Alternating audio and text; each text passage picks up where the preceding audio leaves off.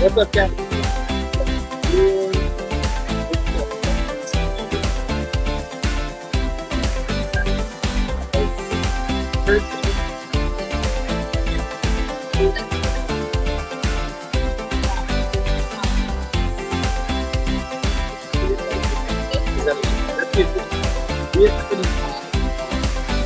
Everybody, happy Wednesday. I almost forgot it was Wednesday. I thought it was Thursday for a minute. I hope that you guys, I'm just curious, what do you guys have to put it in the comments below. You should actually use an emoji for what you ate for dinner An emoji tonight, for what you ate. or what you're planning on eating dinner. It's kind of probably early for some of you guys to have eaten dinner. We ate frozen pizza. Nothing too exciting. Yes, I haven't eaten yet, but Matt has not I will. eaten. I will eat frozen pizza for dinner. I It'll be have great. Well, we're excited that It'll you be guys are joining us tonight. I have a few announcements for you guys. So next Wednesday, July 29th, we are going to do in-person small groups. And Yes, so in person, in person, real life human interaction. real life human interaction. But here's the thing, we're going to really encourage you guys and ask you guys to socially distance yourself from one another. Maybe give like elbows to one another. Bring your mask. It's going to be all outside, but just use precautions. I know when we had our Baskin Robbins and Dunkin' Donuts event, there was no such thing as social distancing. So Yes. if you guys listen and pay attention and everybody follows the rules, we can try to do this more and more. But we just want to protect you guys. We want to protect our small group leaders. And so we will be doing small groups next Wednesday in person. Yes. So make sure you contact your small group leader, or actually your small group leader should be contacting you to let you know where you're meeting and what time you're meeting. If you don't belong to a small group, come follow us on social media. We're on Instagram at capital CAPITOL VHM. Come follow us there. Send us a message. We'll get you plugged into a small group. So make sure you guys come out for that. I know a lot of us are dying to be together again, and we miss you guys. I know your small group leaders, I can't talk, miss you too. So make sure you guys come out to that.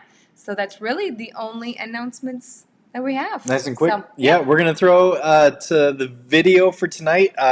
We've been saying this last couple weeks. We're trying different things to figure out what's a good flow for this season. So we got a great discussion that we had.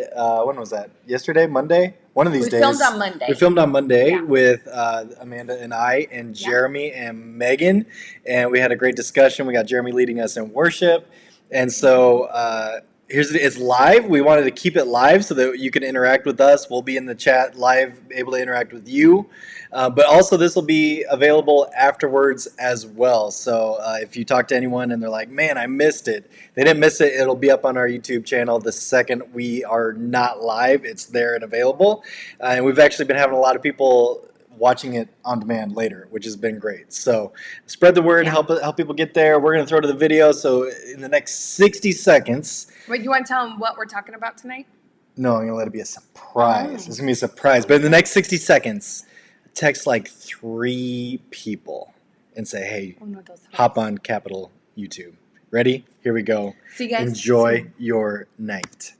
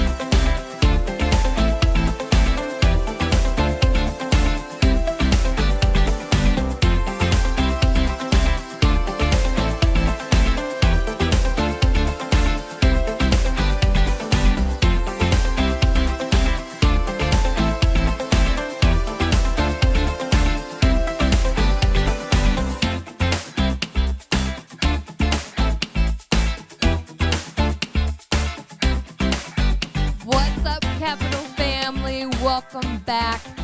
We have Megan, Jeremy, myself, and Matt Robin here this week. And so we're going to play a little game to get started. And so question for you. Jeremy's going to go first. My question to you is, has it been harder to understand people in their masks during this season? Like, are you a lip reader?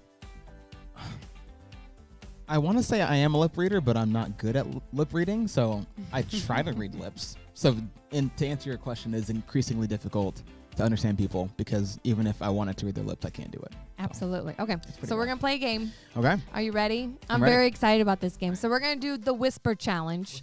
And so Jeremy is going to play some music and put his headphones on, and I'm going to mouth phrases to him in hopes that he can get it. So we're going to do 60 seconds on the clock.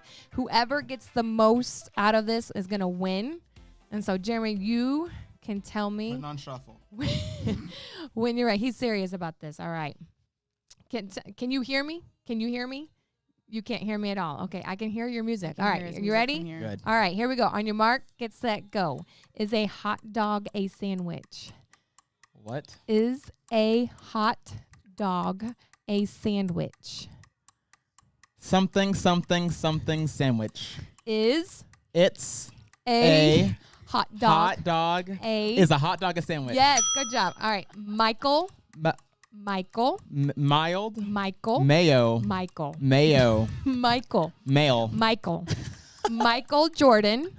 Wait, say the whole thing. Michael Jordan will Michael always Jordan. be the GOAT. Is not the GOAT. Michael I'm not Jordan saying that. will Michael Jordan's always- not the GOAT. LeBron. Your cheeks are pinchable. What? Your cheeks. What? Your cheeks Your are cheese pinchable. omelet. Your cheese omelet. Your cheeks are Your- pinchable. Your worship. cheeks. Your cheeks I'm are pinchable. Nope, no idea. That's Mm. it. That's got So it. it. close. That's That's it. time. It Dang. was your cheeks are pinchable. Your cheeks are pinchable. And I don't think he didn't get the Michael Jordan He one didn't right. get, technically did not get the Michael Jordan Oh, one. come on, you know. Because Hey, If I you want to knew. be petty, if you want to be petty, that's on you. But yes, I know. What I'm, it is. I I'm knew willing you- to be petty. Nope. I specifically had this one for you because I wanted you to say it. I'm not gonna say. I knew that. you weren't gonna say it. Sorry. All right. Okay. So next we have Megan playing. Jeremy, you are gonna read these to her. Okay. You have a big head. Hey, whoa! I'm wearing a hat. Okay. And I got poofy hair. Okay, Megan, no cheating. All right, Megan. Is Okay. the music loud enough for you? I can yet? still. There we go. Is it, now is it I good? can't hear you. Now it's blasting your Don't head let her off. see. All right, you got it. She And, can see us. Whoa. There you go. Neat. You go put your mouth. Okay. Here we All right. go. You guys ready? In 3, 2, 1. She knows that one. I have some I have. bad news to tell you. I have some bad news. Some Bad news.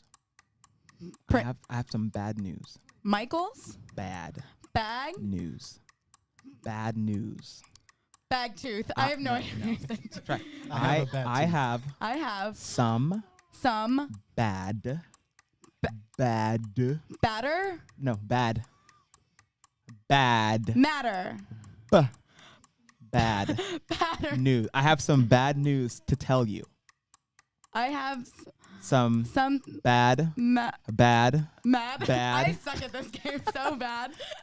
She just I said the have word. She some doesn't bad even know news. it. I have some bad news. I'm I- upset. I've given I up. have bad news. I have bad news So You sad. have some bad news to tell you. to tell me. Oh, the time's up. That was a buzzer beater right there. That was a buzzer beater. Hey, listen. Ow. That's All right, that's I'm fine. gonna All right. pause the That music. was so sad. I'm very Matt, upset all right we're now. gonna- We're gonna do Matt. Hold on. Matt already saw All right, this one. Matt, I'm gonna That was a good one. I'm gonna gradually Don't go chasing increase the waterfalls. volume of your Let me have it. thing. I don't want to So kill you. Jeremy, so Megan's at 1. Jeremy's at like yeah. 2.5. Something. No, he's more like 1. Actually, No, he's no, I didn't get the one. last one, but you didn't. your cheeks are so so pinchable. pinchable. What a grandma expression. Don't hate my Go phrases. pinch All right, your hit me with that music. All right, let's do this. Okay. I can All right, still hear hold you. on. Hold on. Oh, can you? Okay, that's Can good. you hear me at Whoa. all? I can't hear you at Okay, all. let's run that clock. You ready? Set, go. I pity I'm- the fool. I'm bleeding pity for you. the fool. I I'm pity the Beginning fool. the 4th of I- July. No. I I pity. but Pity. Papa, please. Pity. Pleading. I'm I pleading. Pity the fool. I'm pleading the 5th. No. I don't feel so Do bad you now. want to build a snowman? Do you Do you want to build a snowman? Snowman. Do you want to play a show? No. Do you want to build Do you a want me to- snowman? Snowman. Snow. Do I want to be in showbiz? No. Yes. The answer is yes. I want to go skydiving. Do you want to build a snowman?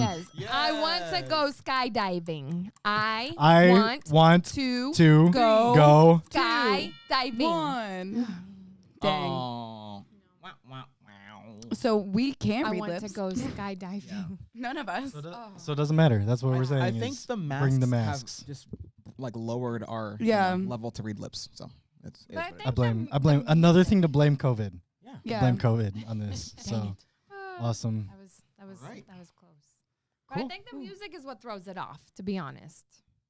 I don't know. I was picking just some feel like some there's- jams. I think Jeremy's It probably was a the jam. best. Sorry about that. It's okay. I think Jeremy's probably the Yes. best. So. Another thing in the tank for Jer. Boo. When life throws Jer Whatever. games, Jer comes out on top. But you didn't even get the second one Dun, technically. dun, It's okay. dun, It's okay. Wah, wah. dun, dun, Boo. dun. Speaking of Jeremy being the best, we're going to have Jeremy lead us in a time of worship, and then we're going to continue on our kind of discussion series. And so right after this, we'll be back. But in the meantime, enjoy this time with Jeremy.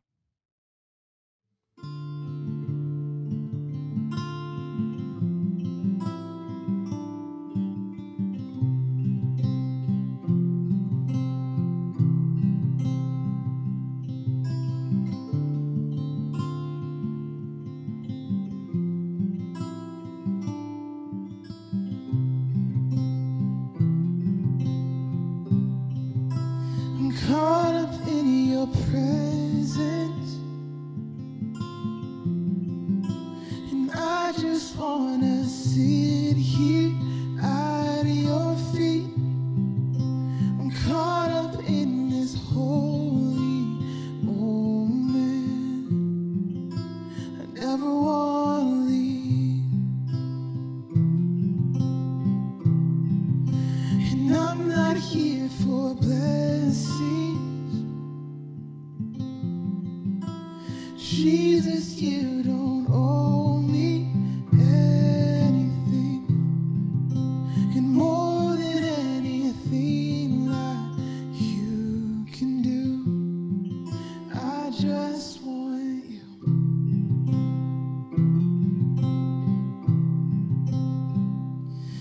I'm sorry when I've done with my agenda. I'm sorry.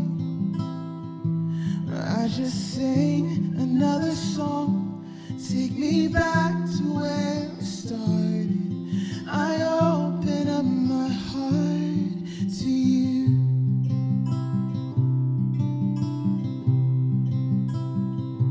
And I'm sorry, but I've just gone through the motions. I'm sorry, but I just sang another song. Take me back to where it started. I open up my heart to you. I'm caught up in your presence. I just wanna sit here at your feet. I'm caught up in this holy moment.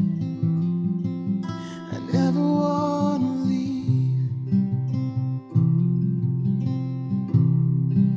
And I'm not here for blessings. Jesus, you don't owe me anything. You're more than anything that you can do. I just want you. I just want you. And nothing else. And nothing else. Nothing else will do. I just want you. And nothing else. And nothing else. Nothing else will do. I just want you. And nothing else. And nothing else. And nothing else will do. I just want you. And nothing else. And nothing else. And nothing else will do.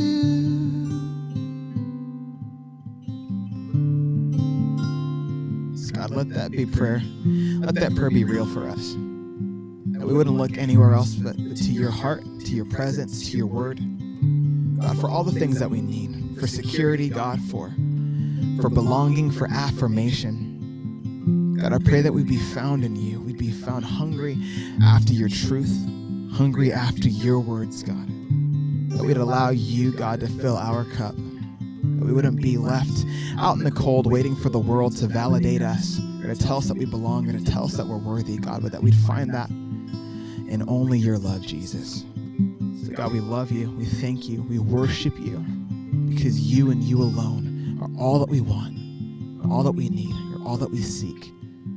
You're everything to us, God, and we love you. It's in Jesus' name I pray. Amen.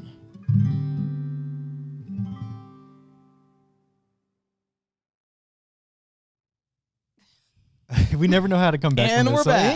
And we're back. Transitions That's are like the really weekly key. thing. Transitions are tough, but we're back with you. Hopefully you guys have been enjoying these discussions series. You guys have been asking great questions, and we got another awesome topic for you guys today. Tonight we're talking about a discussion on relationships. So friendships, singleness, dating, family dynamics, all of that stuff. And so we've got a great lineup of questions. So we're gonna jump right into it. Here's the first question. How do you know that your spouse is the one? Meg, you want to take that? No, Yeah. no, I don't. Megan, answer that one. Jesus is the only answer that I possess currently. So in case you don't know, we got Megan. Megan's single. We Hi. got Jeremy's newlywed. You got Amanda and myself married for quite a while. 13 years and 2 children. That's crazy. One on Our the way. marriage, No, our mine. marriage is a teenager. Yes, it and is. and none on the way. None on the way. None on the Just for way. clarity. So, what about you guys? How did you know, Amanda? How did you know I was the one? Oh, okay. I would say, oh man, it was those eyes. No, I don't know. I'm just kidding. I would say for me, the more that like Matt and I started like hanging out and stuff, one of the common things that we had would be just kind of like breaking generational curses. And I saw something just recently that said marry someone that you can break generational curses with. That's awesome. And so like that's a big thing for Matt and I, just having a healthy family and just knowing that like it stops with Matt and I, it stops with us, and that our children get to rise on our shoulders. And so that was the biggest thing of like, okay, I love that lingo and that's my heartbeat. And that was a big one for me. So I would say that was. I really like mine. that. Jeremy, what about you? So I'm a little bit of a nerd. I have two. I'm not going to get too specific, but I have two pretty keen dates. And all of my like love story with Heather has been pretty God ordained. I would say divine, honestly. But it was October of 2015. We had a worship night at Capitol, Hamilton Mill, and I wasn't actually leading worship that night. I was out in the crowd and just receiving from the Lord. And we had this moment where we prayed for the baptism of the Holy Spirit. And as a leader in Capitol, I was one of the leaders that was praying over students to receive the baptism of the Holy Spirit. And there was a lull moment where we had prayed for students and not many were coming up anymore. But one of the leaders turned to me and she was like, "This sounds really weird. I have a word from God." And he just says, "The door is open. Don't hesitate." I was like, what? And, just rewind a little bit. I had met Heather like maybe 3 or 4 months before that. And, we started kind of talking, and I've been praying about like whether to, ask her to be my girlfriend or whatnot. And the Lord kind of answered that question right there. And it still took me a couple weeks to respond to it, but I was on the phone with a friend, and the friend was like, "Hey, so have you asked Heather?" And I was like, "No." And they're like, "Well, Jer, if God said something and didn't do it, that's delayed obedience, which is disobedience." And so if he said the door is open, don't hesitate. If the door closes, it's on you now. That's I was good. like, dang. Wow. So then I went for it and made her my girlfriend, and it was pretty cool. And then I want to fast forward to May of 2018, which was also the night of Capitol Thirst, in which I was the worship pastor. So what you're saying is Capitol helped you. Capitol definitely helped. Oh Wow. my goodness. But it's funny because I heard from the Lord that like she was going to be significant. Like he told me that she was my first girlfriend. So I was like, okay, this is probably it. And so May 2018 was the day of a worship night at Capitol, but was also the day that I picked up her engagement ring. Oh my God. So it's just like funny how like God's timing of things are. Yeah. So there are a lot of details in between, but God has pretty much just like had his hand. So I would just say, listen to the Lord, because if he said it, we believe it. If he Yeah, said That's a plug. we believe. That's a plug. Yeah. Maverick City. I think that's so good. I think the trap within that though is like the temptation to like think you heard from the Lord. Mhm. It's like you see someone and they're looking good and you're like, okay, God. Yes. That's the one. Green light? Speak to me. Yeah, Green like, light? You're Okay, good with go this, for it. right? You're right. You're good with Yeah. this. So I think that's really awesome. So Yeah. I don't know, for me, we talk about this a lot, but just for me, just having a season of enjoying my singleness and like having purpose to my singleness and taking the time to like pray about my marriage long before it began. Yeah.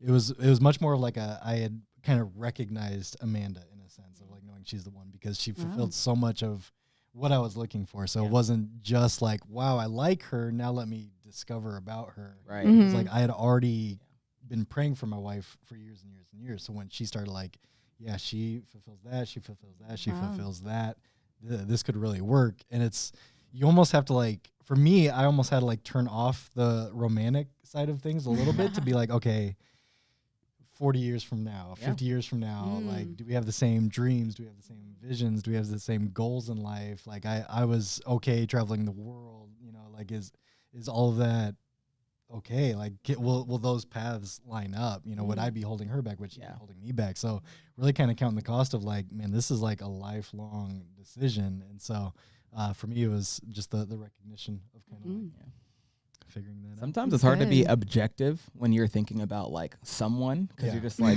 you want to put everything on that subject.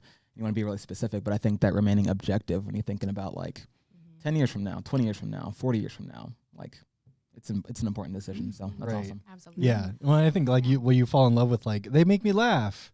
That's great. And it really is. Like you want to enjoy the person you're with, but like when that person loses their job and you're trying to figure out what you're going to do next month, like the sense of humor is not going to help that. Right. It's got to be Right. something a little more like sustainable. For Absolutely. That.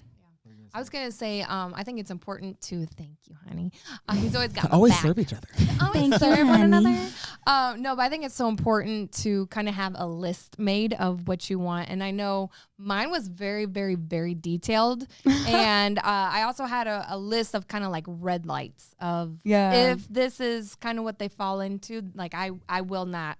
Deal I won't breaker. compromise. Yeah. Yeah, they were deal breakers. Yeah. And so I think it's really important to have kind of like that list of standards and convictions that you go off of. And so that way, when you do start dating and then you see kind of like what your list is, and if that person doesn't kind of line up with it, then you're kind of like, okay, like don't invest your heart and energy and your time to something that you know that you have like these things that are like a no-go. And so, I say dream big when you're making your list because I did, and I got everything I wanted and more. You're welcome.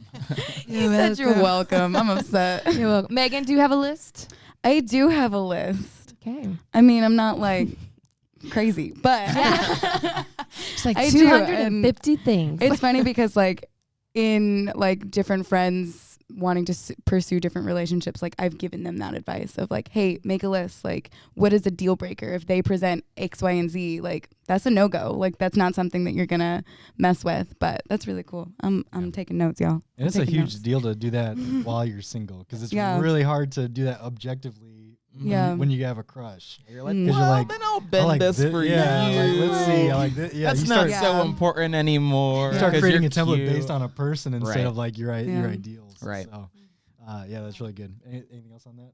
I thought that was awesome conversation on it. Don't So look at me, I like the follow-up question. So when I do get the chance to date someone in the future, well, would it be wrong to date them if they are not a Christ follower? Ooh. Was that a deal breaker? Was that on the red light list? Oh, absolutely, absolutely. I think more so even now, I think that's a definite deal breaker because Matt and I have been married 13 years now, and we've seen relationships where that was not a conviction, and where that was not a deal breaker, and now marriages have fallen apart because you have the dad who is not a believer, the mom who is a believer wants to raise the kids in the church, but the dad's like, absolutely not. But now the mom's like, what do I do? I'm supposed to honor my husband, but I also want to honor God by bringing my kids to church.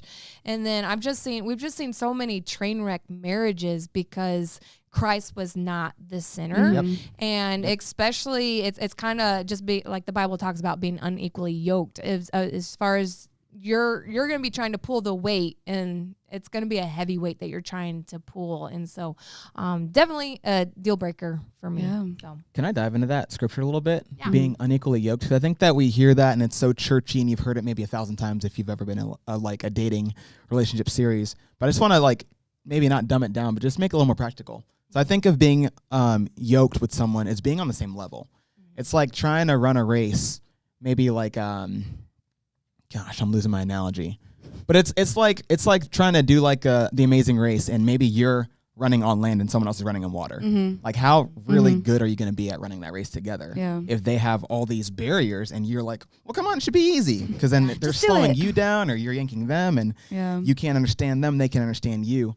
It just presents problems. And so I would take it a step further. I would say, don't settle, if you're not even in a good spot yourself, because if you say, well, then they're not really that hot on fire for Jesus, and I'm not on fire for Jesus, I guess it's just fine because we're on the same level. I would say date someone that is where you want to be. Yeah. Or someone who's running the same race, or is gonna, you're gonna end up in the place that you want to be. Because if you're starting in a place where you're not like healthy, or you're not in a good level, you don't see yourself going very far, it doesn't really make sense to jump in the water and just walk a slow race with God. We're called to run with endurance. Because too, I think whether you like it or not, dating is like practice for marriage. Like you're trying to figure out like, am I going to spend the rest of my life with you or not? Like if you're just dating to date someone, then you've already muddied things up. Like you've already messed that up. And so like for me, being a Christ follower is important, but not just following Christ, having a relationship with Christ.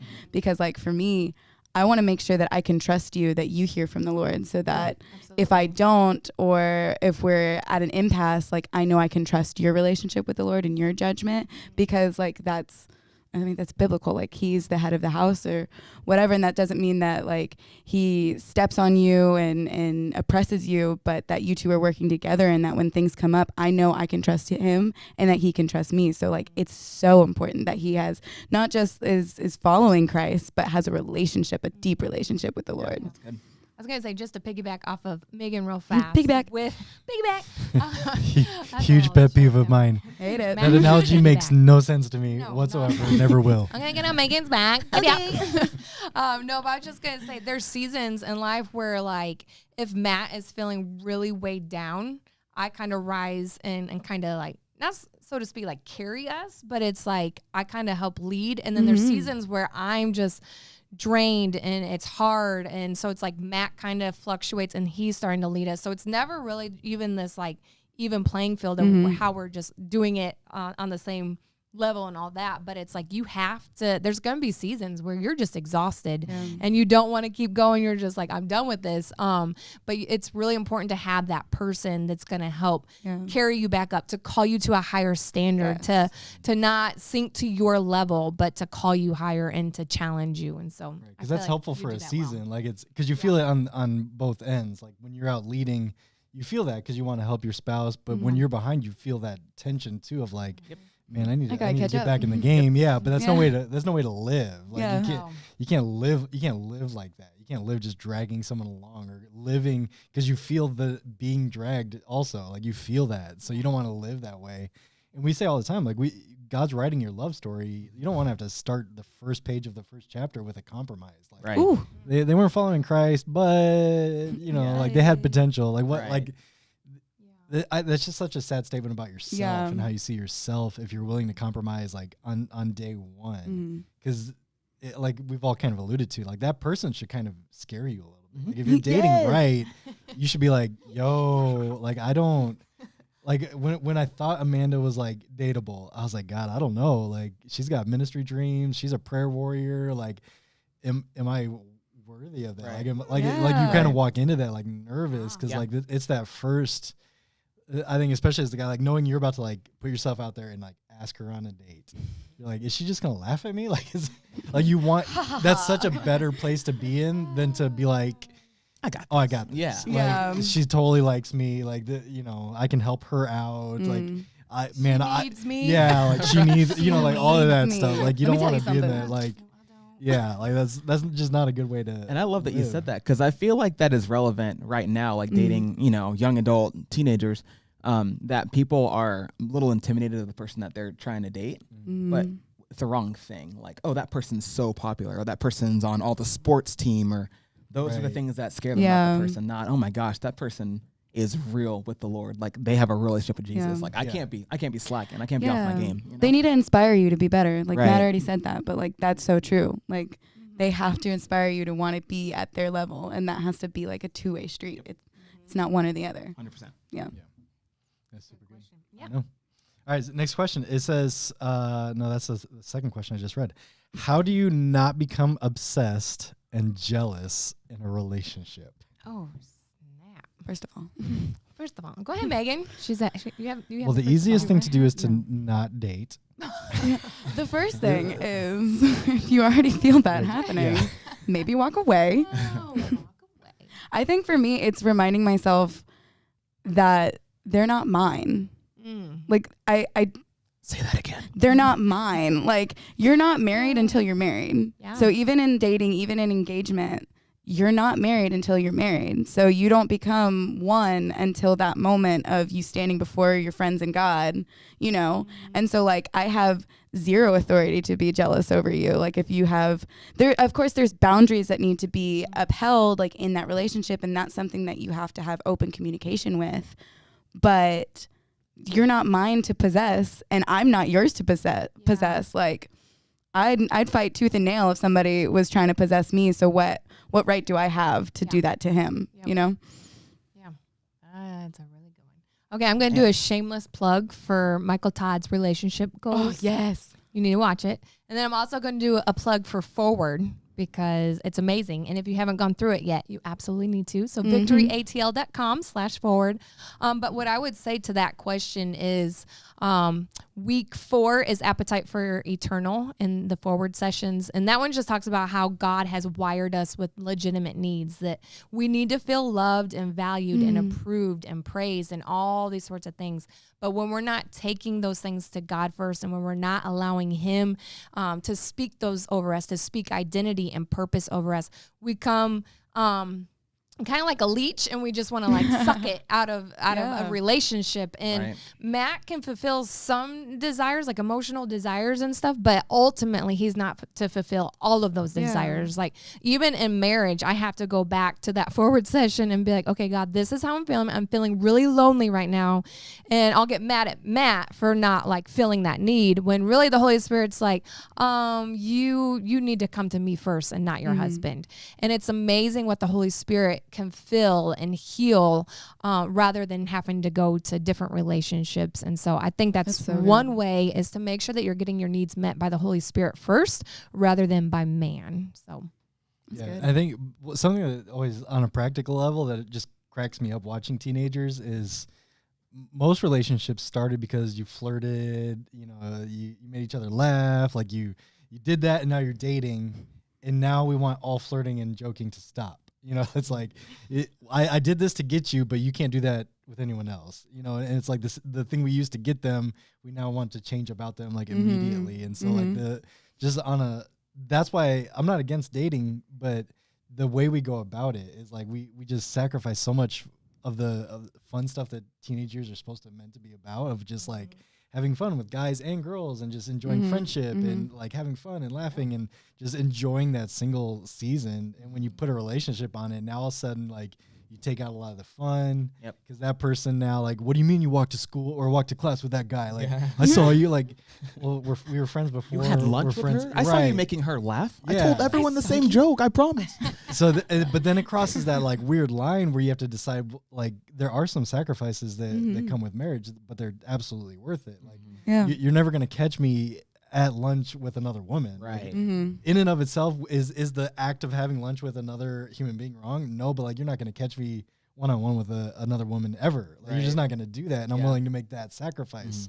I don't know that you should even be asked to make that sacrifice when you're 14, 15, 16, 17, because you're missing out on friendship. Like, I have friends who are girls, but it's at a healthy distance. Right. And it's because, like, when I was ready, I was all in on that relationship. Yeah. We had date night, we had conversations, like, there was a lot of effort put into that. And as I was ready to make that jump, I also had to be willing to let other relationships take a back seat, probably forever. I think especially when you're older and dating, college and 20s, that's kind of tough, but you have to be willing, like, it's like something that was good immediately changes to, like, I just got to let that go. Yeah. It's a willing sacrifice to have a godly marriage. Yeah. And so you have to ask that on the front end of dating. Like, am I willing to make the sacrifices it takes to have a God honoring? So it's not so much of like, I'm jealous or like I'm obsessed, but like, how am I doing on that? Am I making those sacrifices? Am I still flirting with other people? Am I, blah, blah, blah. You fill in the blank, but like, take ownership for yourself and stuff. Yeah. I have one thing to say about like just being jealous and obsessed in a relationship. I feel like if your relationship is the only thing that you got going for you, like in life, then it's going to be so like way too easy to be obsessed with that person and jealous of that person, because that's all you got, And so I would say, like, don't even think about dating someone until you have like a life, like until you have a solid community of friends, so that when that one person isn't texting you, you're not like, I hate my life. Right. You're tweeting about it, you're Snapchatting about it, how upset you are, like join a sports team, like join a small group, like just have things that are going on, so that person isn't the bane of your, like, just all that you do. Right. Because we all have that friend or that ex-friend that we're like, what happened to them?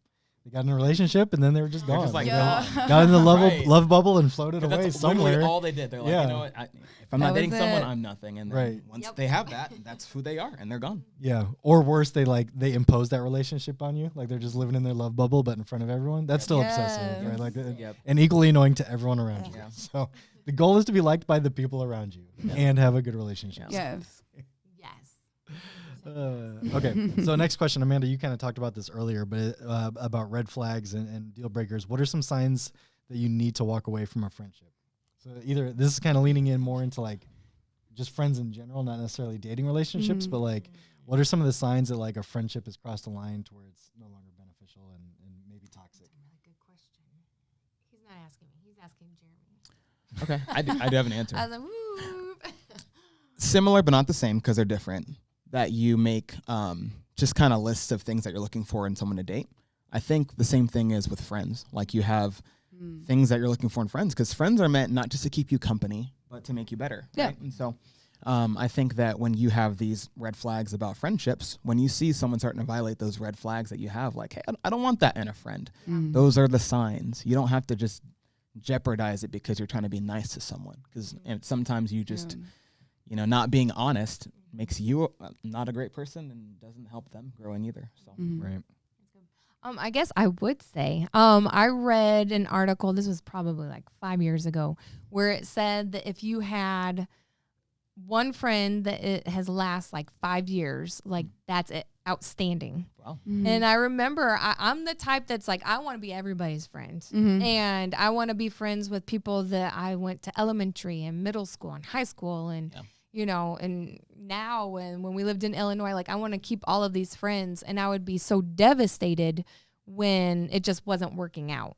And so what kind of gave me peace of mind is that you really only need a solid, good amount of friends, rather than trying to keep all of these friends and trying to do life. And so I think it's important just to have grace for yourself, knowing that there might be some like friendships that you walk away from or that you talk to every so often. But I think it's really important to have those really strong, good, like iron sharpens iron friendships always at some point in your life. And so I would also say, as far as walking away from a friendship, is for me, it was when my convictions kind of started changing.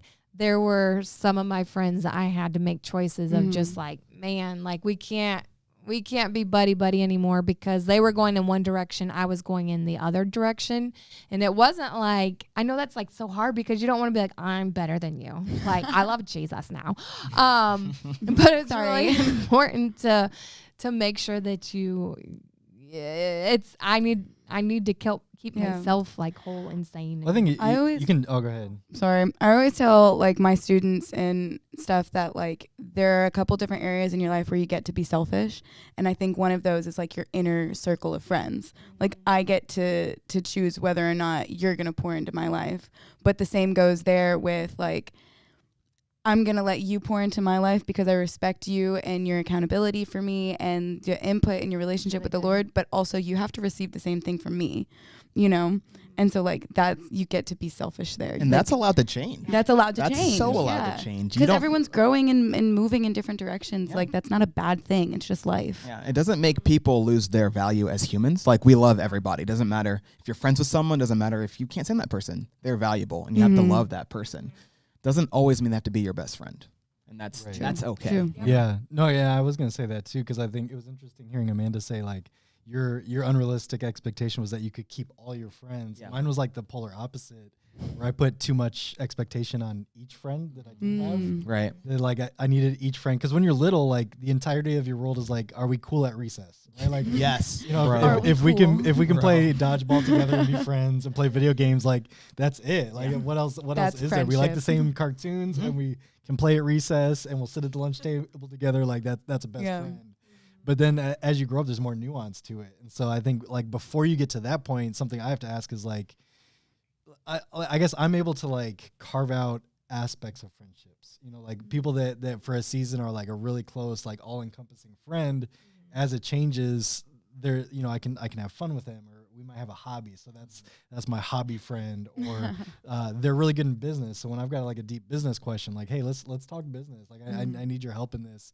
And then the same way, like, I guess I would sum it up by saying like a lot of my friendships are more one directional than like two directional. Most of my friendships, I've got a few that are true, like iron sharpens iron. But most of them are like, we're friends, but the basis of our friendship is you help me in this area, or I help you in this area, and we both enjoy this. So it's a combination of like the starting point's usually common interest, but then it turns into one pouring into the other. And so if you have a friend or two that are truly like same page, same ideals, same goals, like you have found a treasure. Like if you For have sure. one or two in a lifetime, like that's amazing. For real. But like Yeah. you hear us all saying, like the reality is like stuff changes. Mm. I'm sure Jeremy's going through this, like going from singleness Oh into my- married bro, life. Like, everything changes. and I mean, It's kind good. of It's a wrapping good up thing, like though. the dating back into it, like that matters a ton. Yes. Because now it's just not, do you like that person? Does the spouse like that spouse? Yes. And and there's layers. Yeah, and then you add kids and it's a wrap. That's why families don't have friends. Like Right. that's the You essence can't just of like it. me. You have to love me, love him, love her, love him, love her. Like love every part of me because Because all there's encompassing. some friends where like the wives don't get along or the husbands don't get along, and so like now you can only have lunch every once in a while with that one half of the or couple. like that guy will be my fantasy football buddy. Yeah. Like we'll talk, football season. Right, But maybe not every but single month. But of we're the not year. hanging out as families. Right. Then you add kids to it, and it's just like, oh man, I really like that couple, but their kids drive me nuts. or you'll just get home and like, yeah, the kids just don't get along. Just like, especially we have, we got girls, so sometimes if it's like a couple we love, but they got all boys. Especially when they're littler and they're just playing rough, like you're just like, oh man, like I wish this would all work out. Tackling So my daughters, please. shameless plug to like yet another reason to like choose the spouse wisely, because if like none of your friends like the person you're dating, That's a sign. That's Sorry. a Sorry. sign, It's a right? Like sign. that's a sign that like that's gonna be your life. That's gonna be your life. So you better be completely happy with that one person and having no friends. Right. Yeah. Because that's not a person that gets along easily with a bunch of people. Like that should be on everyone's list, is what I'm saying. Like Yes. a person that people generally like Yes. is a good a very likable person. But you'd be amazed how many couples like just don't care about that. They're like, Mhm. it's me against the world, and they get this like Romeo Juliet like Yeah. approach to their relationship, And then they they're have like, no friends. and then they have no friends, friends. and then Like- that has its own conflict. Extreme extrovert marries extreme introvert, and then the extrovert is no longer allowed to be extrovert because they have to meet the needs of the extreme introvert. And then it's like, Right. you don't need to change your entire life to meet someone's needs. Correct. someone needs to Right. hear that. Somebody. Right, Someone exactly. needed to hear that. And I guess I would say too on like this topic of like, man, what do you do if you need to walk away? Mhm. I think we said it like we all said it in a certain way of like you have to be selfish in that, but I think at the same time there's still a way to address that. If you like, Mm. how do you have that talk? For me, I had to have that often early in my Christianity because I went from like reckless to trying to live this holy life, and I messed up a ton. But I realized in the process like the foundation of most of my friendships at that time were just trash. Like it was involved around drugs and alcohol and partying. And so one of my small group leaders told me in that season, like, hey, take the humble road. Like, this isn't about them because they didn't change. This is about you trying to change. And so I think to be able to put that on you to say, like, I can't afford to hang around you because I'm worried about me falling into sin. This isn't like a judgment on you or your lifestyle. I just know me enough to know I can't be around you because when I'm around you, I get back into cussing or I laugh at things I shouldn't or whatever. The basis of our friendship leads me to sin, and I want you to come with me. But if we can't, just know like I need to go here, and that's much different than like I can't be your friend anymore because you didn't change, even though I did. Right? Like that's just tough to do, and I think a lot of people try to, and I think they think too much of themselves sometimes in that. It's like, man, they're always this and they're always that and they're always gossiping and they're always this, and you're like, but you are also like what you really don't like is what's in you, and that person brings it out of you.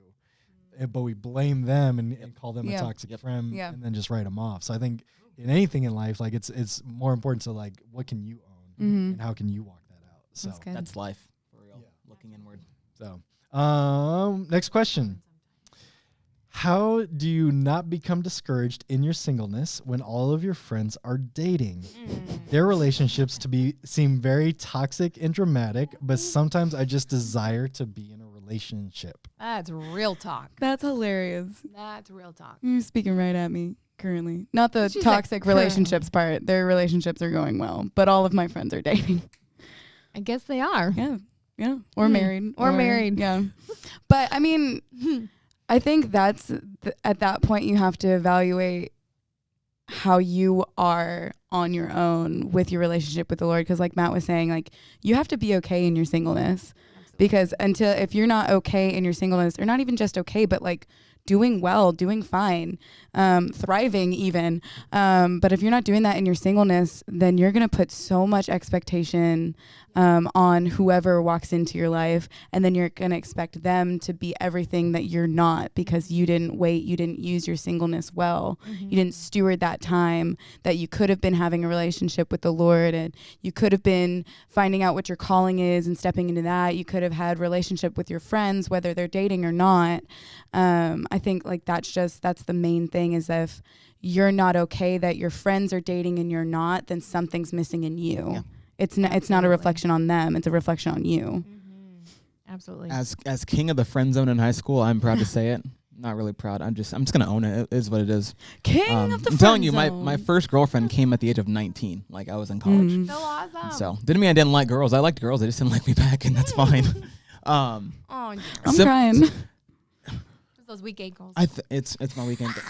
Amanda, you don't want it on the basketball court. I'll take your ankles right now. I'm just this kidding. is very true. No. So Kidding I would me. just respond to that with evaluate like what you really want. Like, Mhm. are you really desiring a relationship because you want a relationship with someone? And even that's not really the right time to pursue one. I think you pursue it when you find the right person. But even more, I feel like it's so easy to want what everyone has around you. And if it's not like relationships are serious. If you jump into one and just because people around you have it, you're still not going to have what they have, because in their relationship they have different goals, different struggles, different conflicts, different stuff. You can't just jump into a world because you just want to be a part of it, because even when you do that, you're still you not feel a part left of out. it. Right. Relationships isn't something you do to fit in. Yeah. It's something you do to pursue a long-term goal. So you got to figure that out. So my advice is, rather than looking down on yourself, be awesome. Like, just be awesome. Do it. Singleness is awesome. Like, It I'm married and I can respectfully say that. Being single is awesome because you can just work on you, be yourself, and saying, hey, I'm doing me is not a cop-out. It's not because you're lame. It's not because you can't get a girl or get a guy. Just be awesome, you know? Don't. And I think it's such like a hidden, but also the biggest blessing that you could have is like the Lord allowing you to remain single. Because that means like whatever is in store for that next, like he's got it, and he wants to make sure that you're taken care of. Because if you just throw yourself in any relationship, one, it's not going to work, and two, you're going to get hurt, and that other person's going to get hurt. And if you fall into temptation and sin and whatever, I can't imagine what different aspects of your calling will be put on hold or just maybe lost, you know, because you didn't steward a season of singleness like the Lord was just wanting you to. Right. Yeah.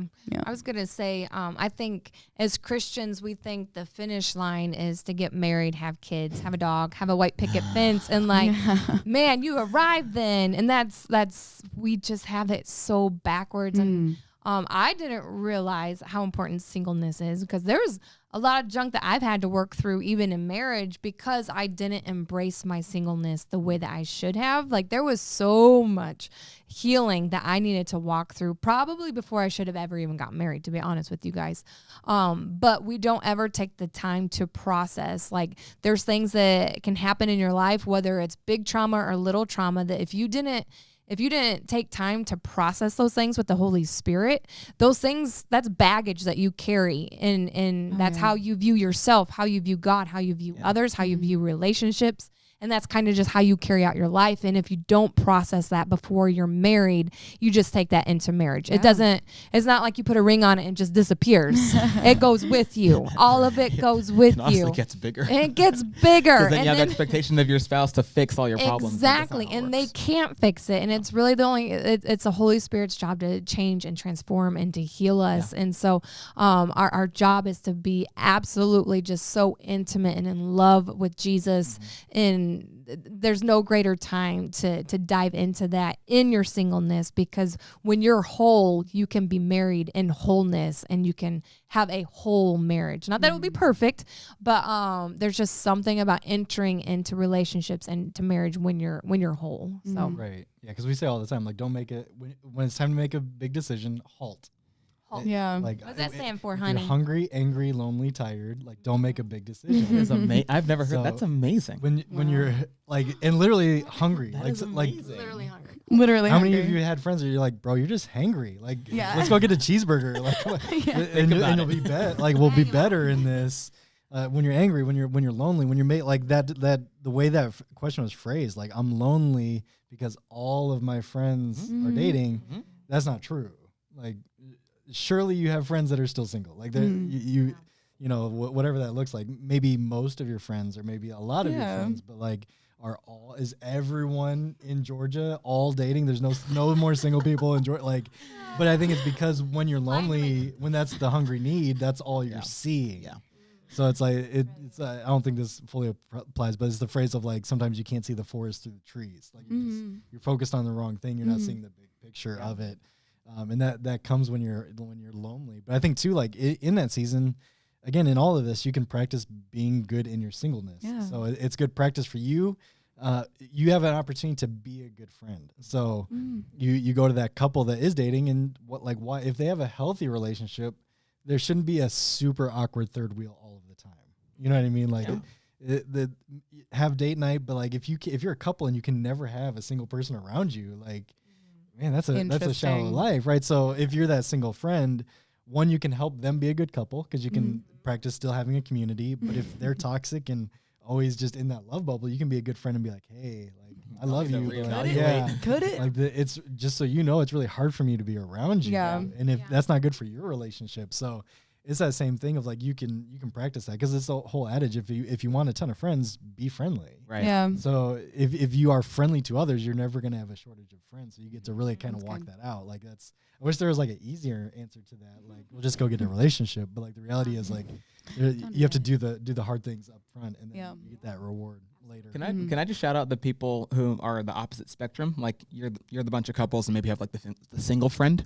Just be considerate. Like you don't have to, like Matt was saying, you don't have to cancel date night just to accommodate your friend. Like you can have date night, you can have couples nights. But when you're around your friends who aren't in a relationship, be considerate. Don't be all over the other no one likes that. That's not cool. I'm married and it's awesome, but I'm not like, like when I'm with my friends, we're normal. So would that apply to like Wednesday nights at Capitol? Oh my God. If you show up to church Say it. and you're just all over your friend, like boyfriend, girlfriend, Nobody likes that. It's so awkward.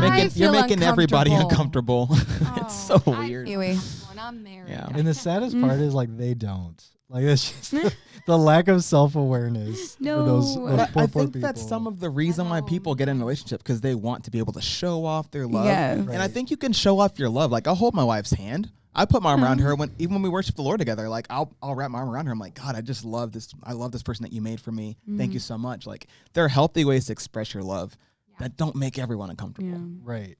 Yeah. And be able to listen to outside advice and hear that feedback and grow. Yeah. It's worth it. Can I piggyback off of you, Matt? Why don't you just stop saying piggyback. You can echo. I'm gonna echo. Or you can just say your own thing. I wanna be an echo. Oh my gosh. Okay. No, I was gonna give like a shout out to our small group leaders because I know for me, as a teenager, I would put myself out there for like. I made sure that I was going to like grown women who were married to mentor me. And I was like, I didn't have the greatest of upbringing. And so I searched out spiritual parents to raise me in the things of God. And so my parents did the best that they could and they were phenomenal, but it really does take a village to raise a child. Sure. So, and we even know that with our own children growing up, that it's going to take a village. But I would just say like you guys have phenomenal small group leaders to That's where it's like when you are feeling lonely and like when Matt was saying, like hang out with other couples that are married. And if you are single, like learn from them, let them disciple you, because that might be the only healthy Christian relationship in marriage that you'll see, and you're gonna want to do it right. And I know that Matt and I had a mentor that would take a few of the guys up like this. Yeah, you'd take him up to put his kids to bed and teach them how to. This like is the how bedtime routine, like the like bedtime story routine, and how we pray. Yeah, and this is how I do it. And so Fight my battles. no, we got a different song going. So I just think it's so important that you guys have those small group leaders and you have small group leaders that aren't married and they're doing a phenomenal job in their singleness. Shout out Megan. Thank you.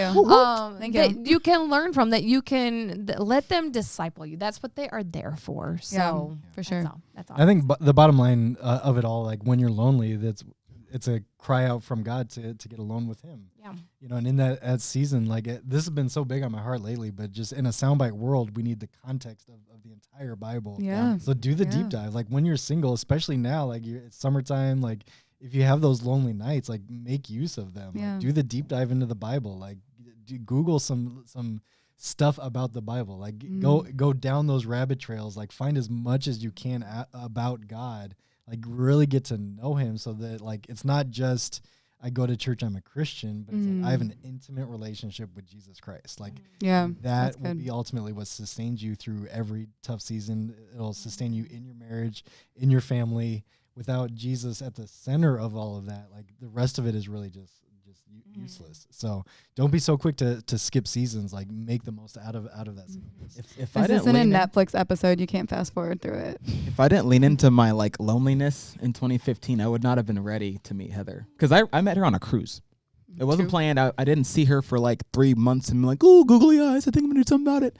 It was random. We're in the middle of the ocean on a cruise, and I met her. And months leading up to that, I was probably the most lonely I'd ever been, right? Like, you know, I just dove into the scriptures, and I was on that cruise ship. It was my first cruise. I hated it. It was awful for the first while because I didn't know what to do. It was my first cruise. So I would just walk around my Bible, and I would just read all the time, like all the time. And that's where God just kind of takes a hold of your heart and crafts your life. And if I wasn't leaning into those those months before that, I would not have been ready to handle something. Heather's awesome. She's she's true. amazing. She's such an amazing person. And if I wasn't ready, I would have probably missed the call. So. Yeah, like I still vividly remember those early Christian days for me of just Friday night. The phone calls stopped coming in because I was getting rid of toxic friends and like making tough choices. I'm just sitting there and I'm like, this sucks. Yeah. Yeah. I'm home alone. Like back in that day, like there was no social media, so you didn't even know what your man. friends were doing. Oh, like gosh. you were just alone, you know, and just like almost started out of a last ditch effort of like, I guess I'll read my Bible again. Like I did my 10 Like, minutes this again. morning, but have nothing else to do. Yeah. But then like out of that just stirred up such this passion that it's like a well. It's like a well I'm still able to draw from. Like I feel like that is a part of my love story is like that first love. Yeah. So it's so important. Yeah. 100%. Okay. Let's see.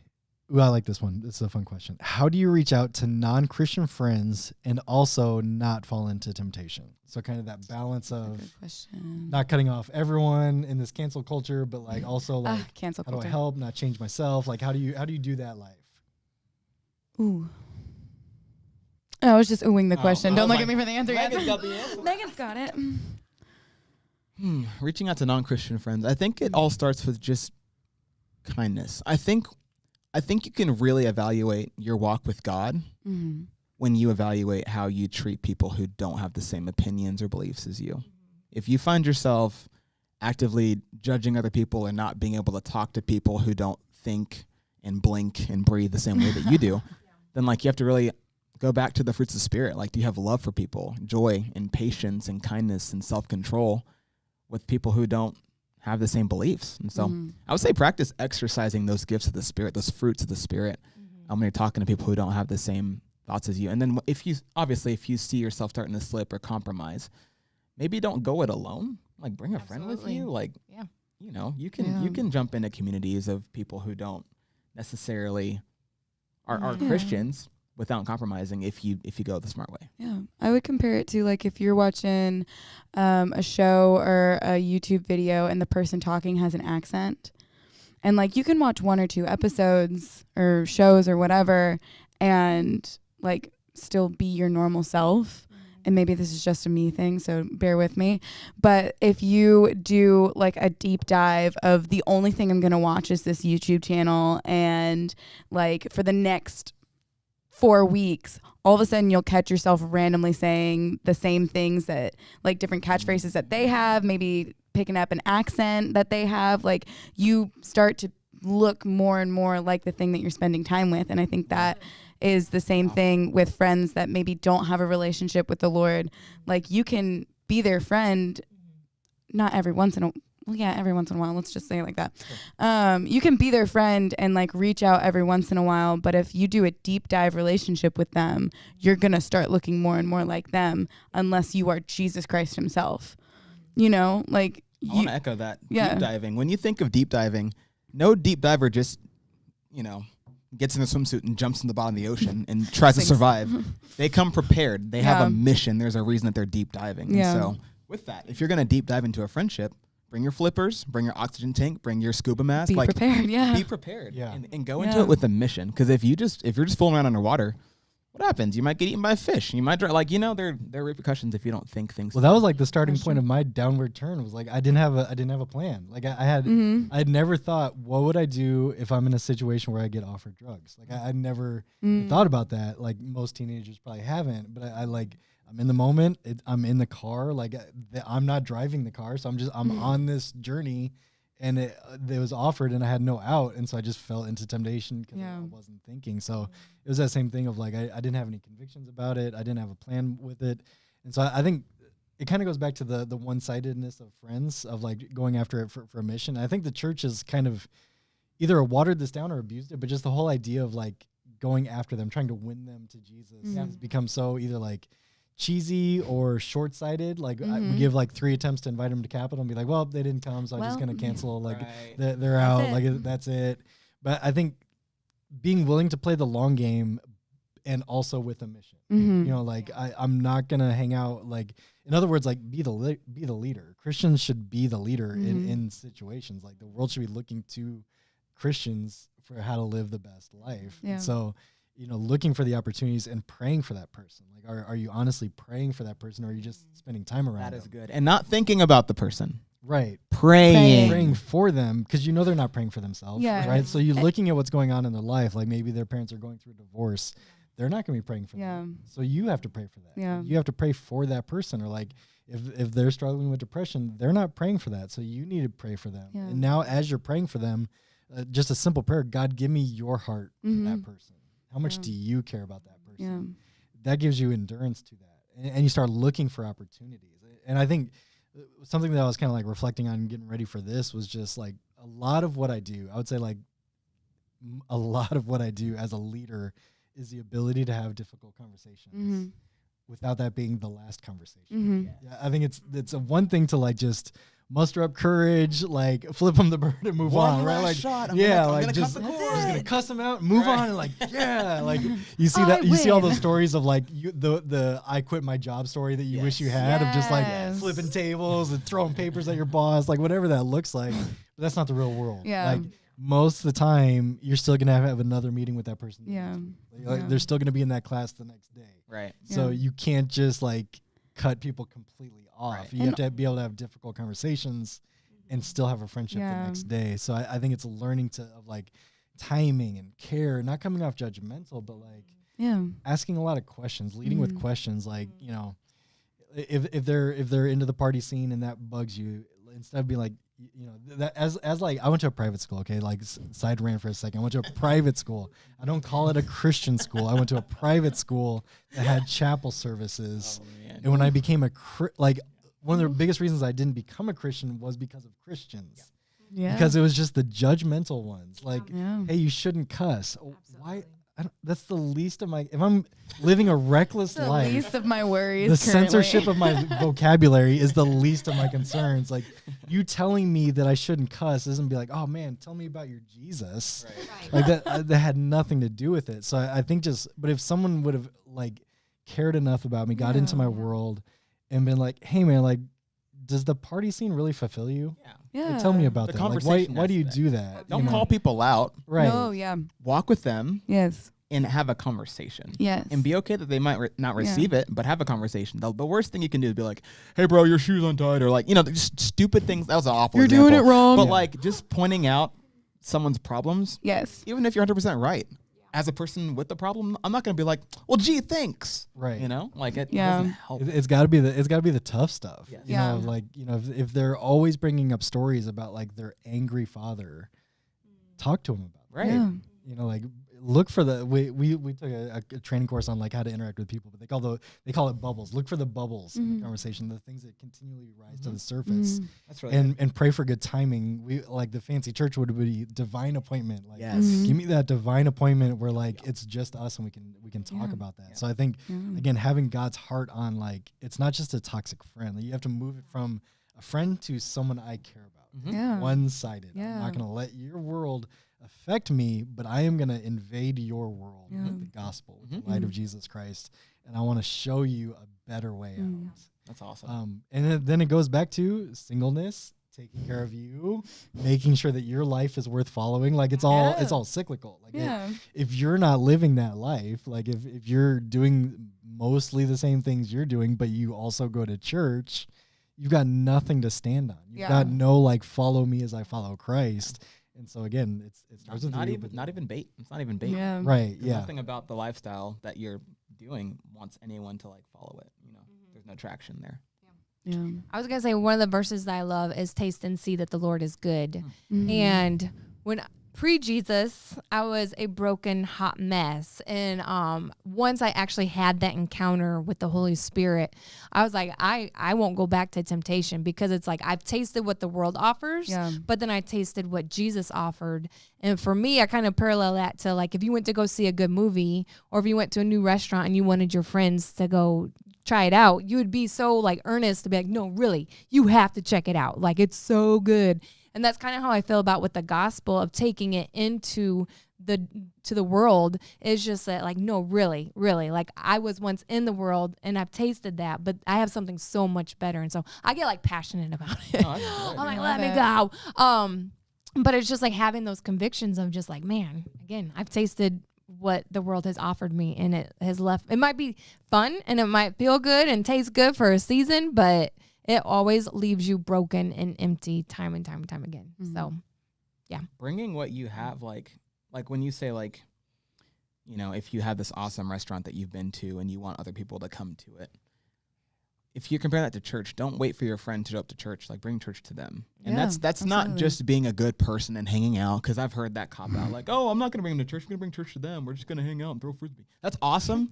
But if you're not actually bringing like God and like church, like Right. Yes. you take notes, right? And if you're reading the notes that you've taken in church, there's some things that are inside of you that should spill out so they can Yes. sample. You literally give them a sample of something. Like and at be Costco. bro, check this out. I heard this the other day from one of my friends. He was talking, because Matt's your friend. He's your pastor. He's your friend. Like, yo, my friend just told me this awesome thing. Like, check this out. Isn't that so dope, bro? You got to come. You got to come hear this guy speak. Yeah. He's really awesome. That's how you really invite people in. You bring them a sampler, an appetizer. Right. And then if they're hungry for more, they can come into the world. But Well, I think that's been one of the highlights of 2020. There haven't been a whole lot of highlights from 2020, but as all the racial tensions were rising in the protests, like Victory Church really had an opportunity to shine, because we've been living that out for 30 years. Yeah. And so when there was the protest up at Hamilton Mill, and I show up and Jeremy shows up, and they're like, you are all friends and you all go to the same church.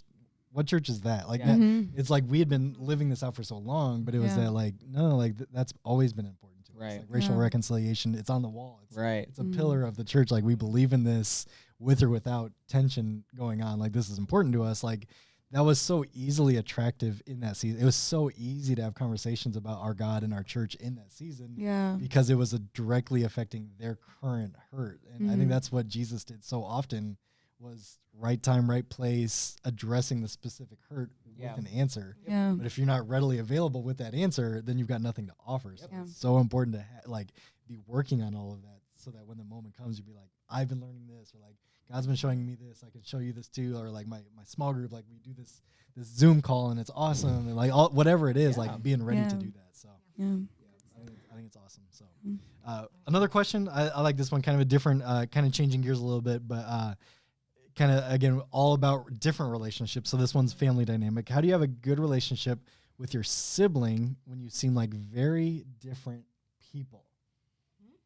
So I'm an only child for all intents and purposes.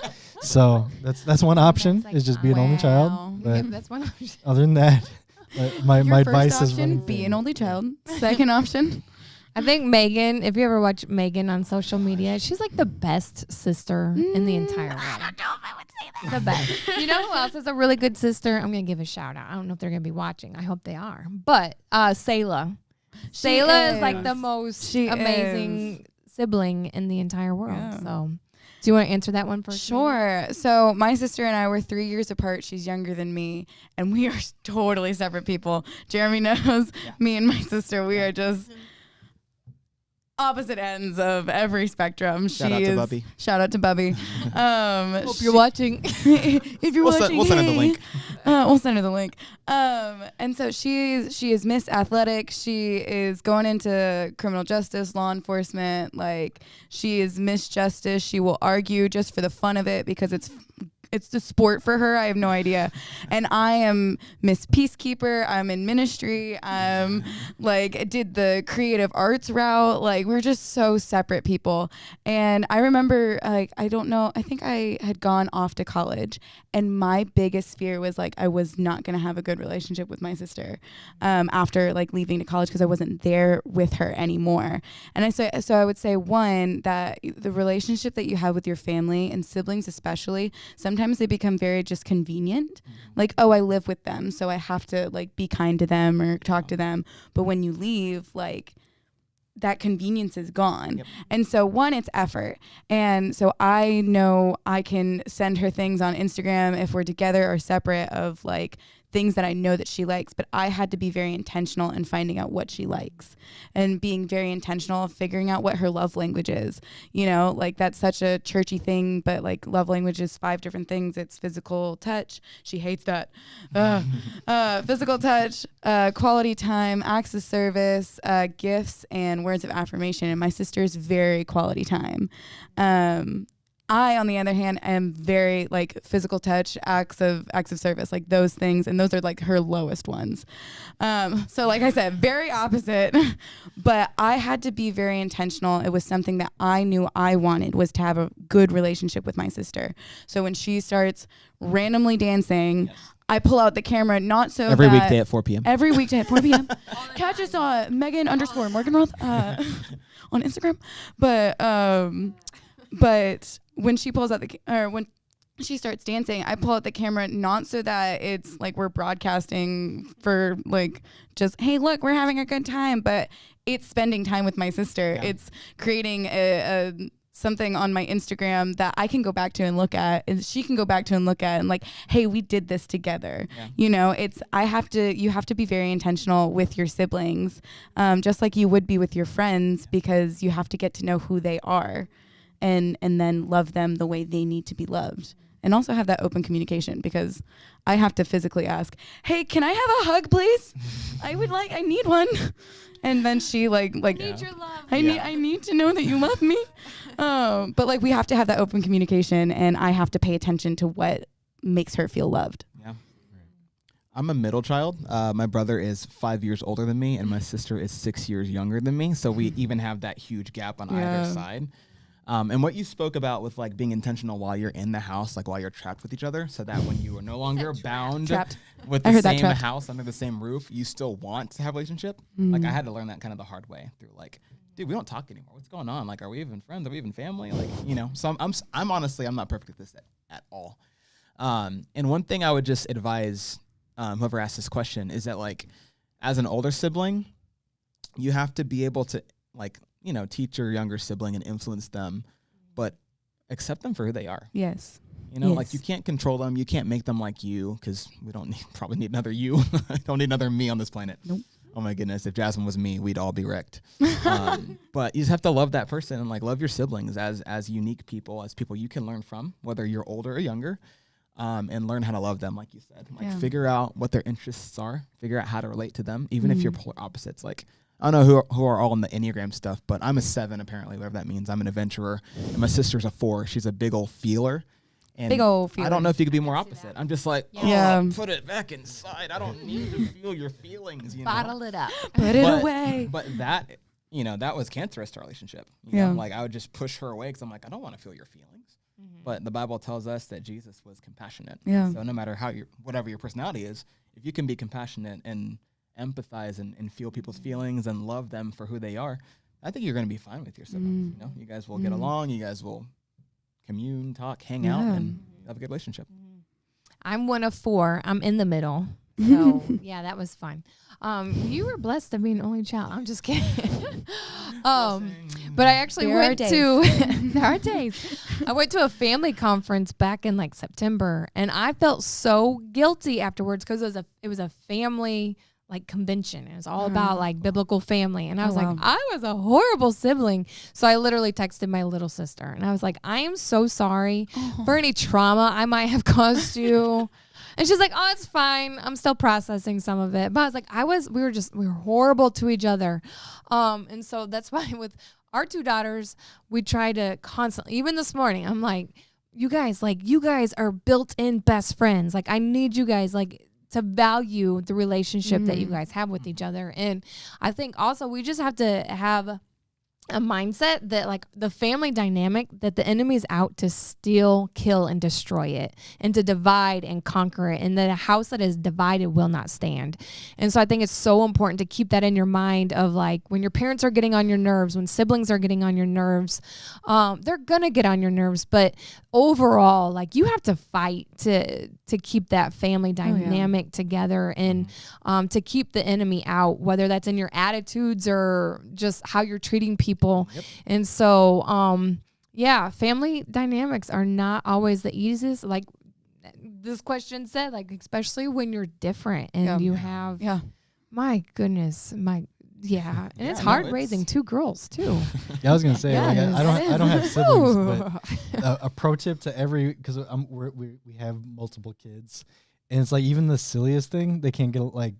Yeah. Choose a TV show. I want this. I want that. Well, great. Thanks for that. Like, what do you want to eat? I want this. I want that. Like, choose the here's a pro same tip. snack. I was gonna say, crying out loud. as a parent, if you will just work together as siblings, you will earn a cajillion brownie points with your parents if you can just agree on anything. It's a good look, right? Like it's a good look. So it's worth the effort, and there will be immediate results.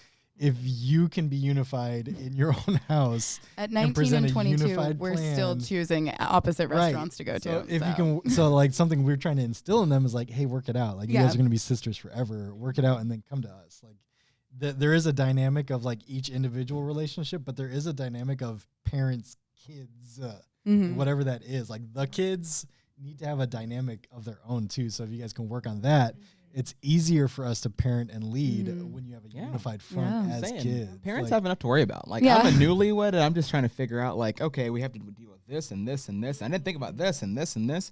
Right. Having kids who are like all the time, I can't imagine. So just for the love of your family and your parents, you know, don't be added stress. Just be nice to each other. You know? Just be at least in nice. front of them. Just be nice. Don't punch. Don't scratch. Don't yell. Just get along. Help everybody out. For sure. Just get along. Okay, so I guess in closing, I'll say this: like you can tell, we're easily fired up about this topic. We love it. We've been saying this each week. Like we know this isn't the ideal scenario, but we're not living in an ideal times. Like we so badly wish like I was talking to a human instead of my phone, and that you guys were really there. But I will say this: we are still available. Like your small group leaders are available. We're available. Like reach out to us. Like I love answering questions like this, and I would so much rather answer your question in the in the context of your situation. And I can speak confidently on behalf of your small group leaders that they would love to do the same. So even though we can't be physically together in this season, like don't be a stranger. Don't be distant. Like reach out to your small group leaders, ask us questions, DM us, like whatever you gotta do to get a hold of us. Like we would love nothing more than to connect with you on a personal basis. So even though we are alone, we are in this together, and we are available to reach out to you guys. So don't hesitate to do that. Let's do the YouTube thing. Like and subscribe. Smash that like button. Subscribe. Help us out. Help share this. Just like a quick announcement. Like these have been doing much better in hindsight on demand viewing instead of live viewing, and so make sure you share this. Be like, hey, through this Wednesday, you should check it out. Like it's available on Wednesdays, but it's available anytime after that. Help us out, share this, get this content out there, help us to feel connected the best that we can in this season. Otherwise, we will see you on the next video.